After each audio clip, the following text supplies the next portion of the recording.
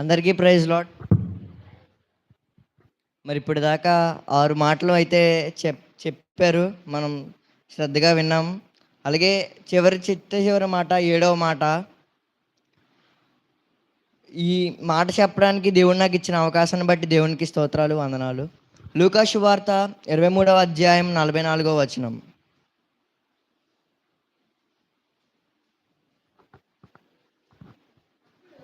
అప్పుడు రమారమి మధ్యాహ్నమాయను, అది మొదలుకొని 3 గంటల వరకు ఆ దేశమంతటి మీద చీకటి కమ్మెను.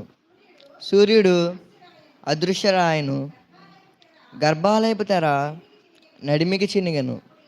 అప్పుడు యేసు గొప్ప శబ్దముతో కేక వేసి, తండ్రి, నీ చేతికి నా ఆత్మను అప్పగించుకునిచున్నాను, చాలు. అయితే 7వ మాట ఏంటంటే, అప్పుడు యేసు గట్టిగా కేక వేసి, నా ఆత్మను మీకు అప్పగించుచున్నాను నేను. అయితే మనం ఇక్కడ చూడాల్సింది ఏంటంటే, పాపంకి 3 రకాల శిక్షలు ఉన్నాయి. ఫస్ట్ శిక్ష ఏంటంటే దెబ్బలు. అది యేసుప్రభు వారు 1 తక్కువ 40 దెబ్బలు, కొరడా దెబ్బలు తిన్నారు. రెండోది అవమానం, ఆయన అవమానం పడ్డారు. మూడోది మరణం. పాపానికి కలిగిన ఈ 3 ప్రాయశ్చిత్తాలు యేసుప్రభు వారు చేశారు. అదే యేసుప్రభు బదులు మన మీద పడాల్సిన శ్రమలు యేసుప్రభు వారు చేశారు. అవి లేదంటే ఆ యేసుప్రభు స్థానంలో మనం ఉండాలి అక్కడ. అలాగే ఈ వాక్యానికి 4 ముక్కల్లో ముగిస్తాను దీన్ని. ఫస్ట్ది ఏంటంటే, యేసుప్రభు వారు చేసింది ఏంటంటే complete trust on God.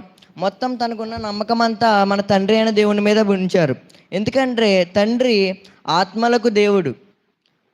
First దేవుడు అప్పుడు గట్టిగా తండ్రి అని కేక వేశారు. అంటే అక్కడ మనకు తెలియాల్సింది ఏంటంటే, తండ్రికి కుమారుకి ఉన్న బంధం మనకు తెలుస్తుంది. అక్కడ మన యేసుప్రభుకి తండ్రి మీద ఉన్న నమ్మకం, అలాగే వాళ్ళిద్దరి మధ్య బంధం మనకి అక్కడ తెలుస్తుంది. అంత బాధలో, అంత వేదనలో యేసు తన ప్రాణాన్ని తండ్రి అని ఆయన చేతికి అప్పగిస్తారనమాట. అంటే అప్పటికే చాలా వేదన పడ్డారు యేసుప్రభు వారు. చాలా వేదన, చాలా బాధ. 1 తక్కువ 39 దెబ్బలు, అలాగే తన చేతుల్ని కాల్ని సిలువకేసి మేకులు దించారు. అసలు చాలా శ్రమనుందారు ఆయన. అంత శ్రమలో కూడా తను దేవుని మీద నమ్మకం ఉంచి తన ఆత్మను దేవునికి అప్పగిస్తారు. అలాగే రెండవది ఏంటంటే, తనకు తానుగా ఒప్పుకున్నారు తండ్రి యేసుప్రభు వారు. యేసుప్రభు వారు దేవుడు. ఆయన్ని చంపడం ఎవరి తరం కాదు, ఎవరి వల్ల అవ్వదు. కేవలం దేవుడి మాట నెరవేర్చుట కొరకు ఆయన లోకానికి వచ్చారు. దేవుని మాట నెరవేర్చుట కొరకు ఆయన మన కోసం ప్రాణం విడిచారు. మన పాపాలను తొలగించడం కోసం శిలువ మీద మరణం పొందారు. యేసు ఎవరైతే ముట్టుకున్నారో వెంటనే స్వస్థత పొందారు. వాళ్ళ నుండి ప్రభావం మనం చాలా చూసాం బైబిల్లో. అలాంటిది యేసుప్రభు వారు తను తానుగా సరెండర్ అయిపోయి కేవలం మన కోసమే తన ప్రాణాన్ని విడిచారు. అలాగే మూడవది ఏంటంటే ఫుల్ఫిల్మెంట్ ఆఫ్ స్క్రిప్చర్. అంటే ప్రవచనాలు నెరవేర్చుట కొరకు ఆయన ప్రాణాన్ని అర్పించారు. కీర్తనలు 31:5.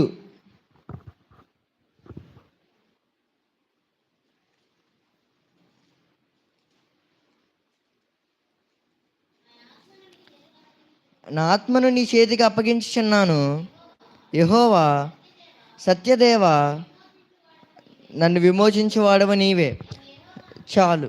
ఇది దావీదు రాసిన కీర్తన. ఎప్పుడో పాత నిబంధనలో రాశారు దావీదు గారు. దావీదు గారికి దేవుడు అప్పుడే ఏంటంటే అప్పట్లోనే తెలియజేశారు దావీదు గారికి. ఆ ప్రవచనాలు నెరవేర్చడం కోసం, ఎప్పుడో పాతకాలంలో రాసిన ప్రవచనాలు నెరవేర్చడం కోసం దేవుడు దిగి వచ్చి మన కోసం మరణించారు. అలాగే మనం ఇందాక చదివిన మాటలో అడ్డధర అనేది చిరిగినదని రాయబడి ఉన్నది. ఆ అడ్డధర ఇంచుమించు 4 అంగుళాలు వెడల్పుతో ఉంటదనమాట. అది కింద నుండి పరిశుద్ధ స్థలములో నుండి అతి పరిశుద్ధ స్థలములోనికి వెళ్ళడానికి ఆ వెళ్ళకూడదని ఆ తెర పాస్టర్స్ వీళ్ళు చేశారనమాట. 4 అంగుళాలు వెడల్పుతోటి. ఎప్పుడైతే యేసుప్రభువు చనిపోతున్నారని తెలిసిందో ఆ అడ్డుతెర పైనుండి చిరిగిందంట, కింద నుండి కాదు, పైనుండి అంటే ఆ సూచన ఏంటంటే మనకి పరలోకానికి వెళ్ళడానికి ఒక మార్గం ఏర్పడిందని ఆ సూచన. పైనుండి చిరిగింది అంటే పైన ఎవరుంటారు? దేవుడు. కింద మనం. మధ్యలో ఏవైతే పాపాలు ఇవన్నీ ఉన్నాయో తొలగిందని చెప్పడానికి అదో రిఫరెన్స్ అనమాట. అలాగే 4వది ఏంటంటే దేవుడు చివర ప్రతి మాటలో ఆయన బాధ చూసాం, అన్నీ చూసాం. లాస్ట్లో చెప్పేదానికి వచ్చేసి అతని నెమ్మది అలాగే భరోసా చూస్తాం ఆ లాస్ట్ మాటలో. ఎందుకు తన చివరి మాటలో మనకి భయం కనపడదు, ఆశ అనేది కనపడదు. కేవలం మనకి ఏది కనపడుతుంది అంటే కామ్నెస్, నెమ్మది ఒకటి కనపడుతుంది, అలాగే భరోసా కనబడుతుంది. ఎందుకంటే మన దేవుడు భయంతో చనిపోలేదు, దేవుడి మాట నెరవేర్చడం కోసం అలాగే మన పాపాలను తొలగించడం కోసం చనిపోయారు. మన దేవుడు తన ఆత్మను దేవునికి సమర్పించుకున్నారు. వాక్యంలో రాయబడిన ప్రవచనాలు నెరవేర్చడం కోసం ఆయన చనిపోయారు. అలాగే లాస్ట్ చనిపోయేటప్పుడు మనకి ఏం కనిపిస్తుందంటే, చనిపోతున్నప్పుడు ఒక ఎలాగంటే పీస్ కనిపిస్తుంది మనకి. చనిపోయిన తర్వాత ఒక పీస్ ఉంటుంది మనకి. లోకంలో ఎన్ని బాధలు పడ్డా, ఎన్ని అవమానాలు భరించినా కూడా మనం చనిపోయిన తర్వాత దేవుణ్ణి ఆరాధించాలి. పైన యెషయా గ్రంథంలో మనకు రాయబడింది ఏంటంటే, దూతలు పరిశుద్ధుడు పరిశుద్ధుడు అని దేవుణ్ణి పొగుడుతున్నారంట. దేవుడు తన స్వహస్తాలతో మనల్ని చేసుకున్నారు. మనల్ని చేసుకుని ఆయన్ని స్తుతించడం కోసం మనల్ని చేసుకున్నారు. దూతల కంటే ఎక్కువగా ప్రయారిటీ మనకిచ్చారు. అలాంటి దేవుడు గట్టిగా కేక వేసి తన ప్రాణాన్ని తండ్రికి అర్పించారు. ఎందుకంటే తండ్రి ఆత్మలకు దేవుడు తండ్రి. యేసుప్రభు వారు ఈ 4 చేయడంలో మనకేం కనిపిస్తుందంటే, మన పాపాన్ని ఆయన తొలగించారు, మన పరలోకానికి వెళ్ళే మార్గాన్ని ఆయన సృష్టించారు. అలాగే 1 పేతురు 4:19,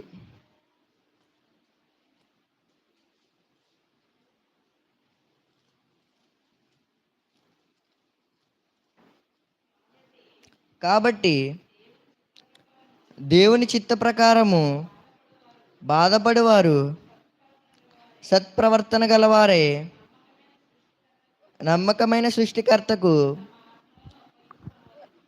తమ ఆత్మలను అప్పగించుకొనవలెను. దేవుడు మనల్ని చాలా పరిశుద్ధులుగా క్రియేట్ చేశారు. అలాగే దేవుడు మనకి ఇచ్చిన ఈ శరీరాన్ని మనం పాపాలతో దేవునికి ఇవ్వకూడదు. మనం దేవునికి ఎలా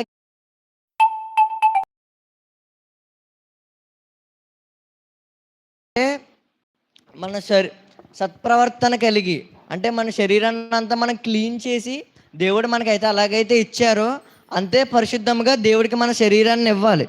ఎందుకంటే తన స్వహస్తాలు ఉన్నాడు దేవుడు మనని. అలాగే మనం చాలామంది చూస్తాం, ఎందుకంటే చాలా క్రిస్టియానిటీలో మనకి ఒక హక్కు ఉంది. ఏంటంటే మన దేవుడిని మనం ఎలాగైనా పిలవచ్చు, తండ్రి లేదా స్నేహితుడని ఎలాగైనా పిలవచ్చు. అలాగే బయట మతాల్లో చూస్తే మనం అలా పిలవలేం, వాళ్ళకి ఆ రైట్ లేదు. అంటే దేవుడిని దేవుడిలాగే కానీ మనకున్న దేవుడు ఇచ్చింది ఏంటంటే దేవుడిని స్నేహితుల్లా చూడొచ్చు. ఎలాగని మన ఉన్న నమ్మకాన్ని మనం దేవునికి తెలియజేసుకోవచ్చు. మనం స్టార్టింగ్ సిలువ 9 గంటలకి సిలువ వేసి మధ్యాహ్నం 3 గంటల వరకు ఆయన తన ప్రాణాన్ని మన కోసం శ్రమపడి మన కోసమే మరణించారు. కేవలం మన పాపాలని మనకున్న పాపాలని తొలగించడానికే సిలువలో అంత కష్టపడి చాలా శ్రమపడి మన కోసం మరణించారు. 1 తక్కువ 40 కొరడా దెబ్బలు తిన్నారు. మామూలుగా సైంటిఫిక్ ప్రూఫ్స్ ఏంటంటే ఒక 10-11 కొరడా దెబ్బలు తినగానే మనిషి పిచ్చివాడైపోతాడు. తను ఉన్న శరీరాన్ని వదిలేసి మెంటల్ స్టేజ్ మారిపోద్ది మనిషిది. అలాంటిది 40 కొరడాల దెబ్బలు తిన్నారు, సిలువ మోసారు, సిలువ మీద మన కోసం మరణించారు, అవమానపడ్డారు. కేవలం మన కోసమే అవమానపడ్డారు. ఎందుకంటే దేవుడు, తన తండ్రి అయిన దేవుడు యేసుప్రభు వారిని లోకానికి పంపారు కేవలం మన కోసమే. 3.5 సంవత్సరాలు సువార్త చేశారు యేసుప్రభు వారు. ఆ 3.5 సంవత్సరం సువార్తలో కూడా ఆయన వచ్చింది కేవలం మనల్ని రక్షించడం కోసమే ఆయన వచ్చారు.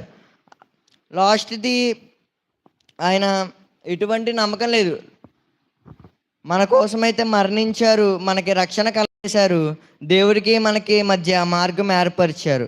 చిన్నవాక్యం దేవుడు దీవించును గాక. ఆమేన్.